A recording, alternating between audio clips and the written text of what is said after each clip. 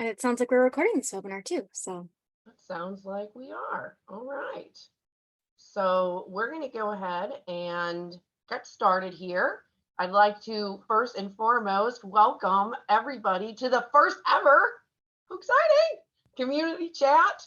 We sort of had the tag phrase we added to that, beyond borders. We are international. We want to make sure all people are included in conversations that drive what we do as an organization.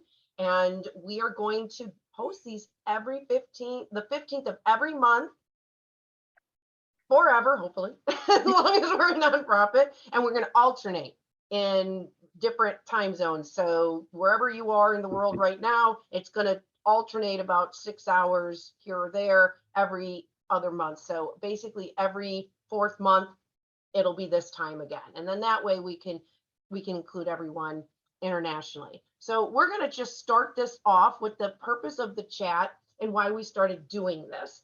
But before that, I want you to know who is all sitting here talking to you on Zoom. So I'm going to just start. My name is Tiffany Westridge Robertson. I'm the CEO of the organization and one of the original co-founders. My primary diagnosis is non-radiographic axial spondyloarthritis. And I am tuning in. This is the headquarters office.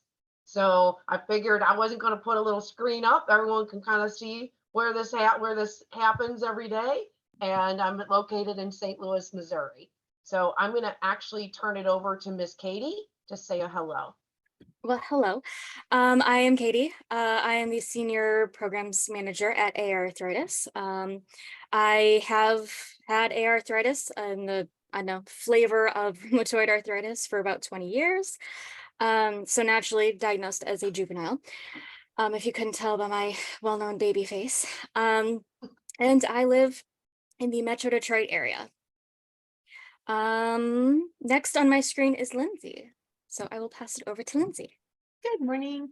I'm Lindsay, and I am going to be doing advocacy for AiArthritis. I have psoriatic arthritis, and I have a kid with juvenile idiopathic arthritis, they think. Of course, it's taking forever to get a diagnosis because that is how it works. And I just started last week, so I'm excited to get going. And I'm in Northern California. Lindsay, can I quick ask, how long are you into the journey of diagnosis with your son? Well, it's been about a year since our first rheumatology appointment, which isn't so bad because I'm super persistent. I have another kid with autoimmune disease about 4 years in, and so I learned how to be really persistent when he first got sick. So his took a lot longer because I was still doing what doctors told me to do. Yeah. But so this one's a little bit faster. Yeah. So this one's a little bit faster because I'm a little bit better now at saying, no, we're not doing that. Let's come up with a different plan and finding a different doctor if the first one blows me off. So it's been about a year, but I think we're getting really close. So not too bad. All right, let's go down to Layla. Hi, everybody. So my name is Layla Lagandaon, and I am the Health Education and Engagement Assistant here at AiArthritis. I just started last week. I am living with lupus nephritis. I was diagnosed with SLE when I was 12 years old, and I live in Southern California. All right, and very, very much so, not last but not least, Deb, as I say, Debalicious. Debalicious. And again, we're so family around here that, you know, the nicknames stick for a reason. I even have it on her phone. She's in my phone as Debalicious Constantine. So. Hi, everybody. I'm Deb. I am from the Sun Prairie, Wisconsin area, or Madison, if you're not familiar with Wisconsin so much. I've had RA since I was 13 years old. Went through a triad of different doctors along the journey, fired many. As I was listening to Lindsay speak, I have fired many a doctor. One told me my husband didn't love me enough to start a medication That was like a clinical trial, but again, I was doing well. So why did I want to poke the bear? So, yeah, I love this organization more than life itself. It is like absolutely my passion. This is where I spend all my time, and continue to like lengthen my journey here. I see another Debbie in our chat. Yes, and I just gave her a shout out. Debbie, I know because when I was a little kid, so we moved into our first house. It was the street Vortex, and Debbie was my next door neighbor. Oh, So now she has started to follow our organization, and thank you, just started a Facebook fundraiser for her birthday. Yes, So happy thank you birthday. for that. And so, yeah, I see, and hi, Jody, I see Tracy. Hey, Tracy. Oh my gosh, funny story. Okay, Tracy Carlson, who I see on here from Minneapolis, Minnesota, has been a volunteer with us from the beginning for about 11 years. And I was just telling Katie yesterday in a meeting, Tracy comes and goes and pops in when I least expect her. And then here she is. So good to see that you have joined, Tracy. But I really wanted to point out that with Deb being on here, I wanted it to be for our first time, just showing that we are an internal team, but we have many, many circles around us, and everybody's part of that team. So we might have a core group of employees. We also have subcontractors who have been with us for many years, like shout out to Ryan, who is one of our talk show producers. So we have half a dozen subcontractors also. And then we have a whole group of volunteers. Deb, which is with us in and out. She's my travel buddy. And then we have people tuning in here that I'm seeing in the chat, like Tracy, who has literally been around since we were a movement back in 2009. So it's just really, really exciting. What we wanted to do on this first check. Oh, and also always feel free to bring a snack. So I've got myself some strawberries and some blueberries and some nuts. And then I've got my water, I've got my coffee. And well, I was thinking about this morning. I always drink out of these cheapo plastic cups for my coffee. I don't drink out of coffee cups. So I'm going to have, this is going to become my thing. Like I'm going to keep getting like different cups with like awareness stuff on them or whatever, because I don't know why. I just like to drink coffee out of this. So we thought that we would take the opportunity, and we'll do this in all of the chats, to first just make sure everyone knows what our mission is. So what we do and why we are here to begin with. And our organization is guided by people with lived experience. So as we were saying, I have spondyloarthritis. We've got a couple with rheumatoid arthritis, psoriatic arthritis, lupus. If you're living with our conditions, feel free to share that if you'd like in the chat as well. We're all family here, but the point is we understand. And even people who volunteer who don't have our diseases, they're volunteering because they're passionate about our cause. So if you didn't know, 1 out of 10 people are living with our diseases. That's like 450 million people around the world. These are your friends, your family, your daughters, your sons, your grandparents, your neighbors. We're everyday people, and we know the challenges that we face on a daily basis. So often these are chronic conditions, which means they are lifelong. And we really started our organization by people with lived experience who started talking. We started meeting each other just like we're doing right here. And we started saying, oh my gosh, you may have lupus and I may have RA or spondyloarthritis, but we're having similar stories and similar struggles. And as patients, we realized the connection was that the autoimmune or the autoinflammatory. It's just different parts, different components of your immune system when you say autoimmune or autoinflammatory. And then that inflammatory arthritis connected it.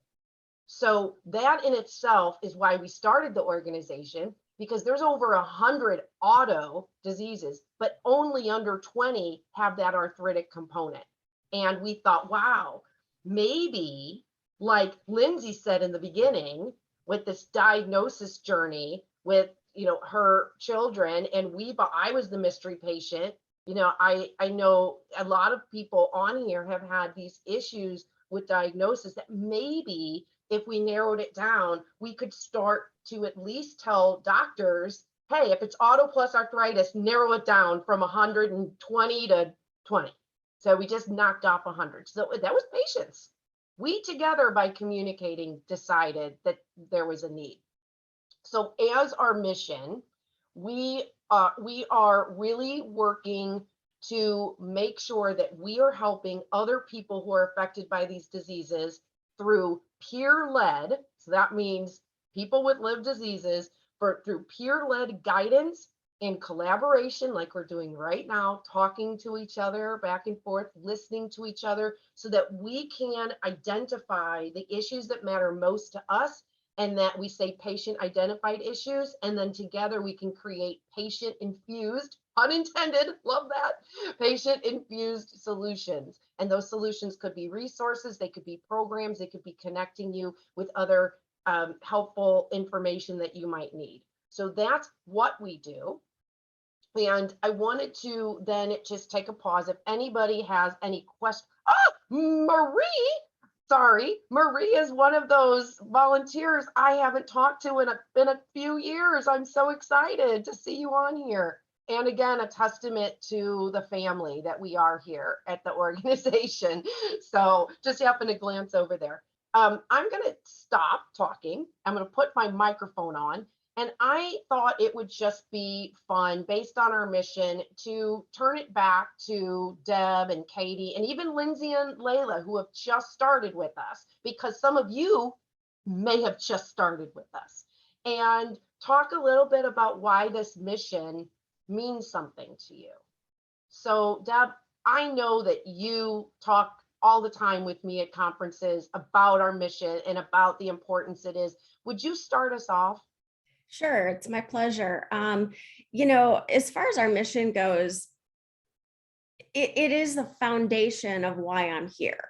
And I've lived with this disease for more years than I care to count, and have had quite the journey in the meantime. But, you wouldn't get anywhere without the people to support you. And, I always think back to our mantra as far as we are like, for education, advocacy, and research. Those three things are our pillars and our everything to do with what we are. And teaching people, becoming closer with people, answering those questions that everybody has, helping people advocate. I've been advocating for years, and I always thought advocating had to be political. And it has nothing to do with politics. So well, it does. I don't want to take that away, but it doesn't matter which party you are. We're all supporting each other.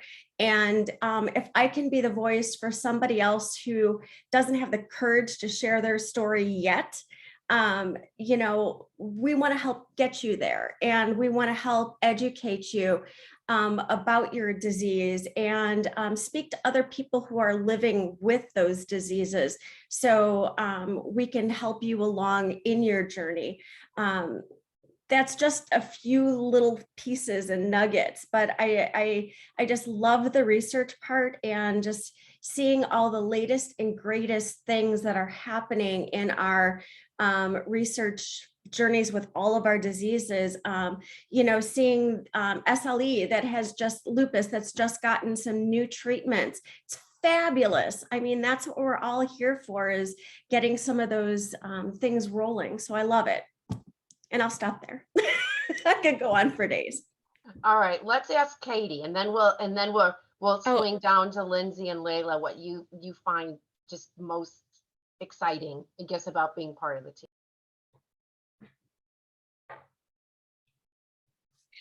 I don't know. You cut off at first for me, so I didn't hear what you said at first. I just heard you say something about Lindsay and I'm Layla. sorry. Go ahead, and if you could just continue on why you feel our mission is really important, and what you're most excited about and what we do. do you want me to start or? Yeah, you. Okay, sorry. Okay. Again, I heard Lindsay and Layla. I'm like, oh, okay, are they talking? Am I talking? Anyway, so I guess, I don't know. I've kind of been a fan of the organization for a while. I sought out to work at a nonprofit. I got my master's degree in nonprofit organization management. I was with, I think, some education nonprofits, but I kind of ended up with a patient organization. And it's a lot kind of easier to be dedicated to your work when you have a direct day-to-day, you know, connection to it. So that's definitely an alignment of interests. And also there's just no shortage of work that needs to be done. And it's so varied as far as education advocacy research. And new problems that pop up that we can help solve. And I especially like the community aspect. We don't just, you know, do something to do something. We make sure that it's purposeful. We make sure that it is something that needs to be done, and we do it in a way to actually get it done in a good way, very purposeful. So all things I really enjoy that kind of make me, you know, attached to the mission. And yeah, it's fun, it's exciting, it's its own journey. All right, and then I guess I'll pass it to Lindsay. Okay. So I've been in healthcare forever. My degree's in public health. I've worked in public policy, doing public health policy, but I didn't really understand until I got sick how important it was, the patient part of that, because where I come from in my education, it was just, you know, the legislators made the health policy and you know, everybody just did what their doctors told them to do. And then, you know, people started getting sick in my house. And so when I started to look back to going to work, it's so, for me, it was such a nice marriage of what I know how to do and what I, as a patient, experienced in my journey. And so I'm excited to be able to help to shape some policy related to helping patients to get what they need at the sort of the upper level, not the granular level, but the top there, making sure that everything is set in I don't know how to say it, set in policy so that we can make sure that everybody gets what they need. And so for patients who actually are experiencing this, it's exciting for me to be able to do that and help with a disease that I actually have in my body, which I've never had before. So for me, that's exciting. Yeah, and I'll actually just take this opportunity before we turn it over to Layla, and it just to express when we were, I forgot to mention in our mission, education or awareness, advocacy, which is public policy, and research are really where we say ear and listen and communication. So it all comes together. And that's where we really focus on, but there are a lot that goes and crosses in between there. Support falls into that education and awareness. So there is a lot of crossover because everything we do is led by patients trying to help develop education materials, even about research or about public policy. We have a really exciting new project that we can tell you about that deals with that, us teaching you about these issues that Lindsay's talking about, which all relate to access, your access to the right treatment for the right time for each of our individual needs. And we're doing a lot in that space. So we were expanding and we found Lindsay to help us expand, and we're super, super excited. And all of you who are tuning in can also get involved in everything we do. We're here, whether you've been an advocate, whether you've been part of it in the past, or you're just starting, we are here to help make sure that your voice is heard. So thank you, Lindsay, for that. And I'm going to turn it over to Layla. So I think the biggest thing that I've learned in the past few days that I've been here is essentially how patient-centric everything is. Just working with Tiffany, realizing that, every different project that we do, we want to make sure that we have patient input, and not just those who are, working for AI arthritis, but also including other people, to make sure that the material that we're putting out and the information that we're putting out is, attached to everybody else's story. And I think that that's the biggest thing. I also, I have also been an advocate for myself for a very long time without really knowing that. I moved from Northern California to Southern California when I was 18, and right after my first big flare up of my lupus. And so I had the journey of having to find my own doctors, get the right medication. And I did all of that on my own as an 18-year-old. So it was a crazy journey. And I think that I pushed away my diagnosis for a really long time because I didn't want to have to deal with it. And if I would have had a community like this back then, maybe I would have had a different outlook. And so, I think maybe in the past 3-4 years is when I really was able to kind of comprehend my diagnosis and understand the different treatments that I am getting and things like that. And so I've never really been a part of a community to be able to speak to people who have similar symptoms as I do. And one of the biggest things is my fiance is always like, I just wish that I could know what it feels like to be in your body, because he's like, I really don't know how to help you sometimes. And I'm like, I don't know either. we're trying to figure this out on our, all together. And so to hear other people's stories and to see how Deb, when you mentioned earlier that, your rheumatologist said that your husband doesn't love you that much, it's like, they just don't know how to be able to help us. And that's the hardest thing. It's like, I know that he loves me, but how the heck is he going to be able to help me? And so being able to just talk to other people that have that same experience, even just in the past few days, it seems like it's going to be a great addition to my life, on top of, having a newfound career in health education too.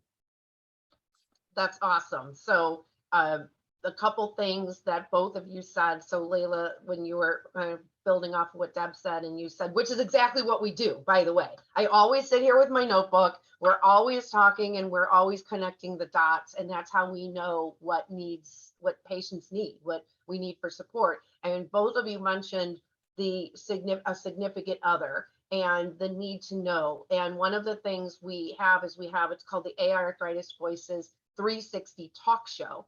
And we put these topics on the table and then we talk about them. And then from those, we put the conversation back into the community and ask for your input. And then together we work to create resources. So it wasn't too long ago, we did an episode called Supporting Me, Supporting You, Supporting Us.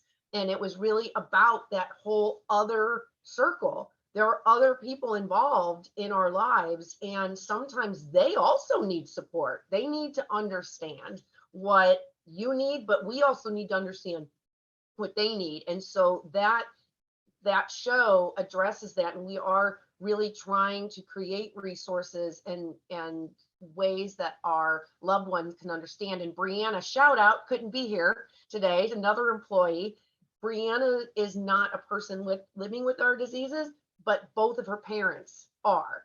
Her mother has rheumatoid arthritis and her father has lupus. And she has expressed that as a person who was younger when they were diagnosed, that the anxiety that came along with being the child and worrying, what do I need to know to take care of my parents when they're flaring, and just that whole other perspective. So she's trying to start a support group for kids, and she's starting to post things on TikTok and asking for other stories. So that's just a great example of how just talking, that's how we work. That's what makes us unique at our organization, and why we can honestly say everything is patient identified and patient infused solutions, because we're always working for each other. And then the other thing that I wanted to just mention too, that you said, Lindsay, was you're a little bit better at self-advocacy now because you've been through it before. And I think that is true for so many patients. We've been there, and I look and I hear stories of people going through this diagnostic journey, or they already have a rheumatologist, the rheumatologist isn't listening, and they're struggling with, like, maybe that you go to a new rheumatologist, say there's nothing wrong with you. That actually happened to me after 7 years in. And so those kind of things, we need to be able to talk to each other and give advice and give tips. What do you do? What do you do when it happens? How do you push a diagnosis? How do you make, how can you be heard? And just a quick note on that, how are we solving that? There is a project we're going to be starting. We don't have a title for it, but we're going to be collecting stories of experiences at the doctor's office with being not heard, not misunderstood, but also good experiences. And so we're going to collect those stories and create an ebook that'll also live online and continue collecting stories. And many rheumatologists got wind of this and said, oh, I want to be involved. So they want to submit their stories too of good and bad experiences. And then together we'll create shared decision-making guidance from the rheumatologist and the patients together. How cool is that? So stay tuned for that. Katie, it looks like you had something to add to that. I was. It, again, not settled yet as far as title and how it's all going to work out, but the way I sort of interpret it in my mind is kind of like a dating advice column where people say, like, I've had this situation, like, what do I do about it? And then we can maybe say, oh, well, try this, try that, or, you know, just fire the guy, like, end the relationship. It's broken. It's not going anywhere. Find a new person. So I really think it could be an interesting way to sort of get feedback and be able to have a better relationship with your healthcare team, because I've heard it said before, you should be working with your healthcare team to fight the disease, not each other. So Absolutely. I'm excited. And Deb, just so you know, that project, we're going to turn that over to volunteers to manage. So when we have so if anyone is interested in volunteering with us as well, you can go to our website. I know Katie will put that in, that direct link.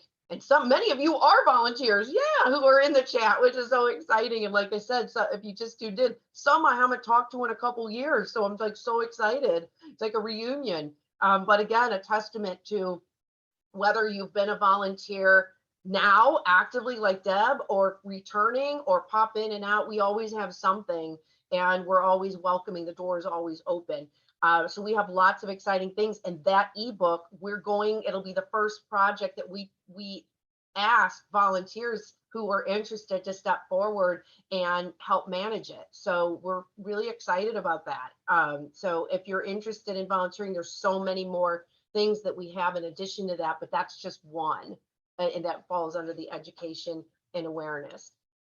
So speaking of which, we thought one of the things we wanted to do in this chat, because it is in keeping with everything that we do and how we work through this communication, is we put topics on the table and we talk about them. And then from there, we start to really realize from each other what our needs are. So we thought it would be really fitting to put the topic of awareness or misunderstanding about our diseases in particular, which could also be associated with the word arthritis. A lot of us, if it's in your name, if it's in your disease name, that could be an issue. And even for people like Layla, it's not in the name, but it is one of the most prominent symptoms of having lupus. And often, if you have a young onset, what a huge issue. We go to the doctor. I know with me, it was, oh, you're too young to have arthritis. You got injured at the gym. Okay, I'm pretty sure I would remember if I got injured in the gym in 4 different locations of my body at different times. So a lot of us have those stories. So we thought we would just open the conversation and just start talking about our own personal experiences and frustrations with awareness first. And we invite you in the chat to do it as well. So let me I'm not even going to call who on our panel here would like to go first. Go ahead, Layla. Since you were just mentioning the arthritis component of SLE, so I think about 2 years ago, I mentioned to my doctor that for some reason it seems like my hands are the the most annoying place where I do get pain. And it's constant. Like if you ever see me, so, like just randomly, I'm always going like this because my knuckles are always hurting. And I talked to my rheumatologist about it, and she's like, well, that's not really a symptom of lupus. She's like, are you sure you didn't hurt yourself? She's like, we could get some x-rays to see if there's something wrong with the bones. And I'm like, no, dude, that's literally not what I want. I want to see if you have any other solutions. And one of the things that I found for myself were the copper gloves that people use for arthritis, or like the compression gloves.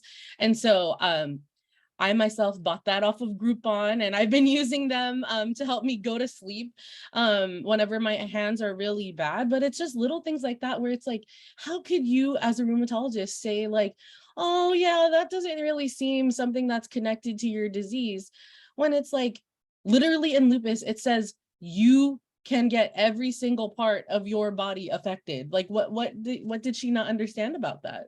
And so that was one of the biggest like, are you kidding me? Are you kidding me moments too? Because I'm just like, I had to just come up with a solution on my own. And so that's kind of what I had to deal with recently. But that's one of my many rheumatologist horror stories, because throughout college, I had to switch rheumatologists 4 times because of insurance purposes, because my mom kept changing her job. And so that in itself was kind of a hoot and a half, if you will. I think that's hilarious. And actually, I understand the sleeping part, because if something is throbbing and aching, and I mean, those are very descriptive words. And I know my hands do too. And again, you can tell 13, since I've had it since I was 13. And one thing in particular is just, I don't know if you've ever tried to sleep with your hands underneath you. I know that sounds really odd, but might just give it a shot to see if that, because I find comfort in that. I don't know why, but it's something that just happened one night that I kind of just tucked it under the small of my back, and I found some decent relief. So maybe it's the warmth. That, and also, I don't know, I've heard that weighted blankets can really give you that. So I'm wondering if the combination It's the compression or the weight too. Yeah. compression, the heat, the weighted blanket. Interesting. We got to look into that. I know, isn't that goofy? And Something also there. if a paraffin bath, if you have anybody around you that might have a paraffin bath, that actually is incredibly soothing. Some people are cold people, some people are hot people. I'm more of a hot person. I like the heat more than I do cold. Cold makes my jaw set on line and it makes me cringe. So just some little tidbits. I even have a power bank that doubles as a hand warmer. So that one really helps me. Beautiful thing.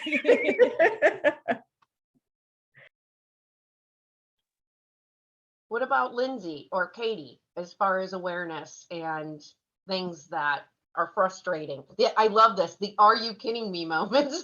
Right. So when I first took my son to the rheumatologist, we went to the first rheumatologist, and I said, here's the deal. Like, he's had tendonitis more times than a normal kid really should have tendonitis. And not one time did anybody say, hey, wait a minute. Maybe a kid, even a kid who plays sports, shouldn't injure himself without knowing he's injured himself quite this many times. And so she was like, oh yeah, he probably has arthritis. You have arthritis, no problem. So she got us started. And as soon as his labs came back, that dreaded labs, and all his labs were normal, she said, nope, he doesn't have arthritis. And I was like, okay, but my labs are always normal. I mean, mostly normal, right? And yet I'm like a glow stick. So maybe because he's 16, his labs are fine, but it's not normal for his back to hurt all the time, and his shoulders and his knees and his ankles and his feet and his, wrists. So maybe even those labs are normal. And she was like, no, his labs are normal. It's not inflammatory. So I fired her, and we went to the second guy, and the second guy said, well, his labs are normal and his MRI looks okay. And I'm like, okay, but that's because he's 16 and he doesn't have any joint damage yet. So could we maybe stop it before he gets joint damage instead of, and he's like, no, we really like to wait until they have some damage before we diagnose them. So I fired that guy. And then we found another guy. And so I finally got to the guy, and this was like my aha moment was the guy took all this time. We talked, we were on Zoom for an hour, and he said, "What do you think, Mom?" And I said, "You're hired. I'm keeping you because I think he has what I have. It doesn't make sense to me that I would have psoriatic arthritis and he would just have a bad back at 16. Like, that doesn't make sense to me." So the first doctor that said to me, "What do you think?" Right? I know his labs are normal. I know his MRI looks okay, but let's fix the pain. That was the guy that I kept. And I really like him. The other doctors were like, "Maybe you should take naproxen and don't do sports." And I'm like, that's not a solution for a 16-year-old because he's 16. That's not a solution. So can we come up with an actual solution? So for me, it was that, are the labs normal? Well, yeah, all of our labs are normal, like all the time, right? Like sometimes they're not, but more often than not, my labs are fairly normal. That was a thing that I can't believe the rheumatologists would do. It was so frustrating for me. So that's my thing, is the labs. I, to this day, have never had positive lab work, ever. Ever. I've never had elevated anything. And so to find a rheumatologist that listened to me and looked at me and knew what I did have, a low grade fever for 4.5 weeks that wouldn't go away, but my labs were still normal. So there was clearly inflammation, but for whatever reason, it was not showing up in my blood work. And then the other thing is my body temperature is 97.4 normal. So they had to understand that a 99 or a 98.9 or something, that was high for me. That's a low grade fever. And so under those kind of things, and we go back to that self-advocacy and being able to chart those things and find a doctor that will listen. And I could talk for days on the lab stuff too. I have had my own mother, some of my best friends in the last year who went to doctors because they were having autoimmune type issues, like more of a rheumatoid arthritis or what have you, only to be told, "Well, your labs are fine, so there's nothing wrong with you." And I just can't even believe are you kidding me? That is definitely the theme of today, because I cannot understand how in this day and age that some doctors are still, no matter what literature is out there, no matter what research is out there, still sticking to that. My RA factor was negative, and they said, "You don't have arthritis." And I was like, "Okay, but that's like one test. It's like literally one test." Also, maybe it's not rheumatoid arthritis, right? It's not reliable. That's the hard part too. It's not reliable. Oh, that drives me. I'm looking at some of the comments too. Yes. Jody saying, the labs with psoriatic arthritis were normal, and it's so frustrating. Okay, Marie, I'll hit you up about catching up in Philly. She's heading off, but Marie lives in Philly. A couple things I just wanted to plug while we have the opportunity, going along with the JIA, is we had that same theme of injured. And one of the things that we at AiArthritis started to identify by listening to families and kids with these different diseases is, well, with the communication issue and shared decision making. But then there was also this breakout group of kids with juvenile psoriatic arthritis, or the different types of arthritis that can include enthesitis. Enthesitis is the tendon. And in spondyloarthritis diseases, which psoriatic falls under, what I have, spondyloarthritis falls under, Crohn's disease. There are certain diseases that the tendon is more prominent often than the joint. And until recently, everyone's still focusing on the joint. And that in itself can lend to misdiagnosis or even communication problems. If a kid is going in and they're just looking at the joints and you mentioned the back, Lindsay, that is a classic spondyloarthritis. And Right. the fact that you have psoriatic arthritis, a spondyloarthritis disease, you would think the dots would be connected, right? Right. Family history, known Mhm. to be involved in autoimmune diseases, autoinflammatory diseases. And a 16-year-old that walks around like an 80-year-old because his Right. back hurts all the time. That's really obvious. And to us, it seems obvious. And so we are really excited to announce that we have just received a grant from Novartis, shout out, to work to create shared decision making for families with juvenile arthritis. And then we're going to do a special breakout for the enthesitis related. And so it's only phase 1. We're going to be doing a lot of talks, a lot of focus groups, a lot of talking with families about needs, talking to doctors. And we've already identified too, one of the issues is these kids are often told they're hypermobile, or they get sent directly to a physical therapist or something of that nature. And then they get derailed. And that's such a huge problem. So we aren't just including rheumatologists, we're including physical therapists, and in the other types of doctors that these kids are often referred to, so that we don't get them stuck in that circle. So if you all know anybody who's dealing with a family or kids dealing with this, please let us know, because we definitely want to include you in this. And you can sign up for that in all of our work, everything that we do, for free. Just sign up at aiarthritis.org, and then it's /AiArthritis Voices. Layla is going to be managing that whole project, so you'll get to talk to her just for signing up. So I'm going to turn it over to Katie. You haven't said much as far as the awareness, so I wanted to throw it over to you. Are you talking about like the "are you kidding me" moments? I think the one that was coming to my mind, well, there were two. Trying to get an appointment at my surgeon's office. That was like a nightmare. How it worked, I would call and make an appointment. They'd all be booked up. I only wanted to see the one surgeon. He was the only person I was referred to. I would get a confirmation call like a week, 2 weeks before. Your name, your address. Okay, what's your date of birth? I tell them, they're like, "Oh, please hold." And they'd come back to me, "Oh, well, we need to schedule you with this person." I'm like, "Okay, but I want to see the surgeon I came for." It's like, "Oh, well, we'll see you first," and just wouldn't give me any information, anything else. And that repeated at least like 6 times, 6 different people. I didn't even know that there were that many physicians in that building.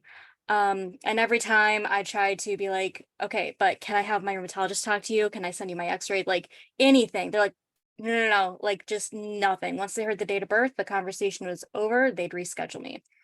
Finally got in to see someone. I was told it was a surgeon. They weren't a surgeon. They gave me new x-rays. Her jaw dropped. She's like, "Oh, well, I'm sorry, but I think you might need surgery." I'm like, "What? Like, that's why I'm here?" So then they finally, because they could see it with their own eyes, got me in to see the surgeon I came for originally. But again, another, I think, 4 months until he was free.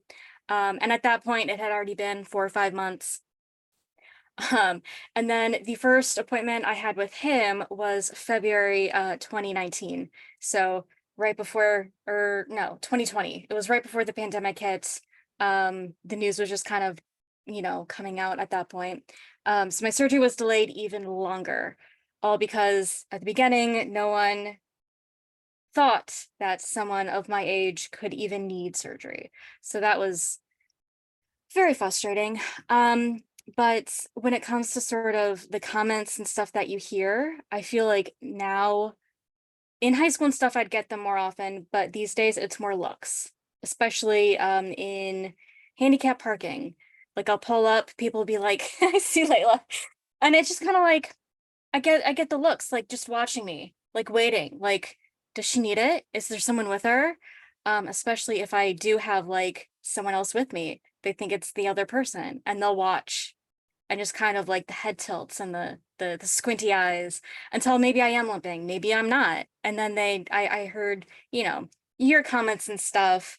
You don't really know if they're talking to you or something else. But it's more of the looks. And then like in a store or something, people, if you're limping or something is visible with the invisible illness, just the kind of like they don't realize that you can see them, but like more so the looks in the comments. So it's like, yeah, are you kidding me? Like people walk differently sometimes. Like get over it.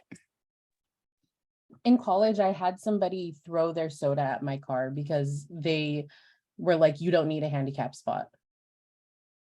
And I was like, how do you even know? I don't like, what do you know about me? I don't understand. Yeah, that was, it took all of my might not to go back and follow them and crash their car or something. I was so mad. Wow. That, well, we do hear stories like that a lot. And I know I've had conversations with people before where they've said, well, I purposefully limped just so that I don't get that. And that in itself, I think that falls a lot into I mentioned our talk show a little while ago, and yesterday I just recorded the episode that'll air in early October on diversity, equity, inclusion, and accessibility. And we had so much to talk about in that episode, and this would fall under that. We didn't even get to that part. And so we already know that part of the talk show, we have 360. It's called AiArthritis Voices Talk 360. And so the 360, it's our breakout conversations based on what we put on the table. So I already know that is one that we have to break out and talk about because, there are these issues that we are dealing with. And just because we have invisible disease doesn't mean that we don't face certain challenges that an able-bodied person is associating us with them because we look like them. And that in itself is a huge issue. So anyone else in the chat or here want to add to that? Because we are closing in on our time here. It's gone really fast.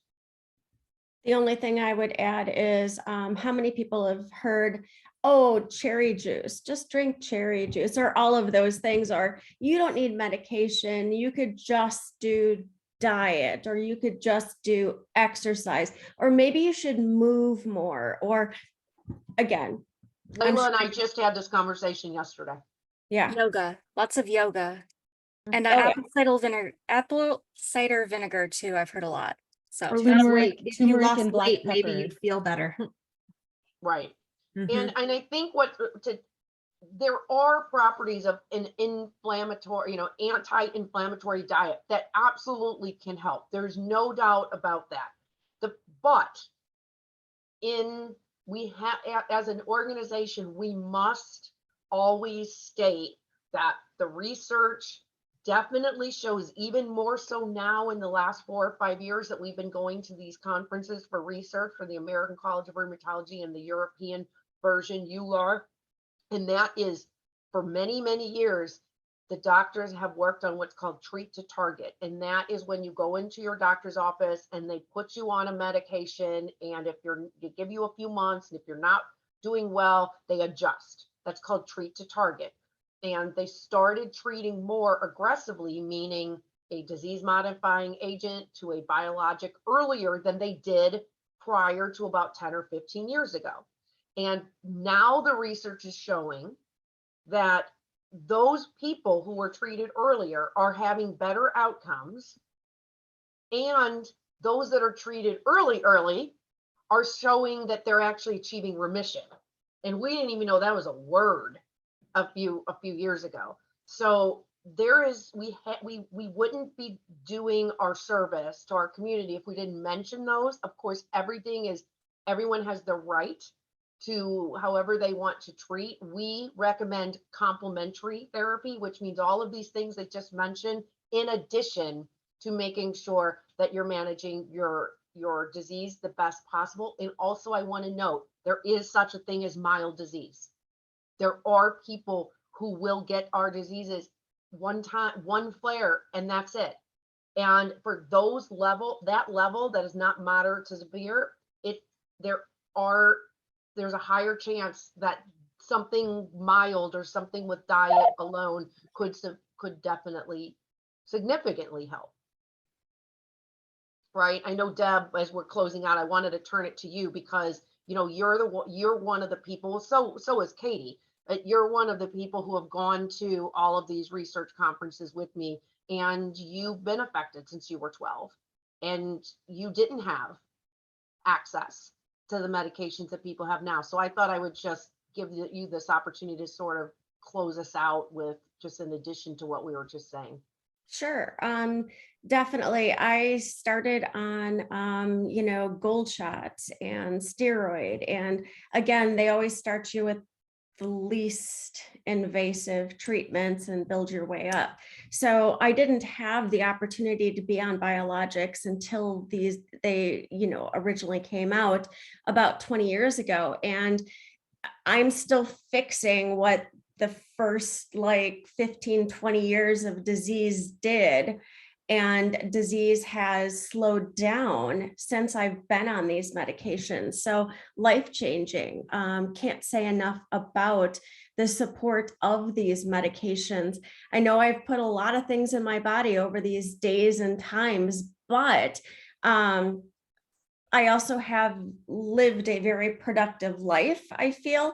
And I have a 23-year-old son that I've been able to go to all of his sporting events for the most part.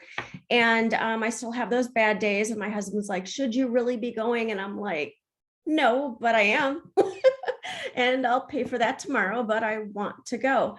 Otherwise, I wouldn't be participating in life. I know that. And these drugs have been life-changing for me. I happened to have been during the pandemic on Actemra, which was taken away from me during the pandemic because it was stockpiled in hospitals for inpatient COVID patients, and which is fine. I get it, life and death for them, but that's just the hard part as far as that goes. My disease got much worse during that time, and my doctor finally had a petition for me to get my infusions back earlier this year. So I was without that. Well, I was on pen injectors, but they didn't. Again, everybody reacts differently. It's supposed to be the same type of medication, but infusions by far work better for me. So I finally got them back, and I feel like I'm, doing so much better because of that. And again, the research and everything that we do, advocacy, getting medication, like Layla said, you having to switch doctors so many times, and that goes with doctors and different opinions. So what you might have been stable on, your new doctor may not want you to do that. So it's all these hoops you jump through, but I'm just happy to be here and love this this organization. And you all know I do. At least Katie and Tiffany, they've known me for a lot longer. Just meeting these guys, love hearing your stories, and you guys have just shared so much. So thank you for that. Thanks, Deb. So it is that time to wrap up. I'm excited to start these community chats beyond borders, where we can communicate with people from all over the world while we're having a little snack together, and just being able to tell you a little bit about what we're doing, being as transparent as possible, so you can learn more about our mission, about what the work we're doing behind the scenes, and how you can get involved. So if you do want to get involved, you can definitely sign up to be a volunteer. You can also donate. I know a lot of everyone but me has a donation QR code behind them. I just wanted everyone to see the headquarters office here. And you can also sign up at AiArthritis.org/AiArthritis Voices, which we've mentioned a few times. That is where Layla is going to be managing for us. You meet who you're actually talking to on the other end, and that is a free service that connects you to any resource that's right for you. So she will help personalize that journey and experience. And then also, if you wanted to get more involved in things like I saw Jody mention that she's participating in the Advocates for Arthritis through the ACR, we always post for that as well. And so we connect you to these opportunities to have a bigger voice. Not everybody wants that, but some do. So by signing up, we also connect you, and some of those opportunities are paid. So that's always nice. Anyway, it's time for us to sign off. We will be doing this on the 15th of every month at just a variation of the time. So make sure that you register for the webinars, and Miss Katie will make sure that you have the information you need to join us each month. So signing off from AiArthritis team, we're so glad that you've come and joined us for this first one, and we look forward to connecting with you all soon. Thank you, Bye, everyone. everybody.